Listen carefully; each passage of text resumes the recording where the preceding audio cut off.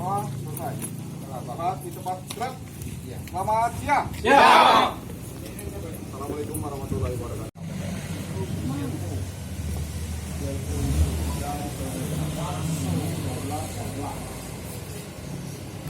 Satgas yang diturunkan ini berjumlah berapa orang?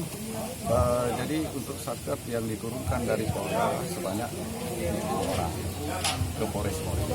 Namun hanya dibagi di Morini di Jombang 30 orang, terus di Pati 30 orang. Nantinya Satgas ini juga akan dibantu oleh Polsek, Pak?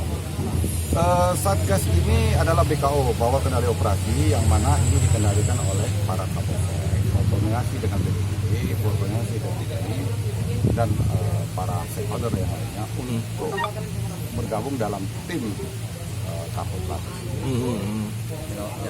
Disebar di berapa titik dengan selama berapa hari mana?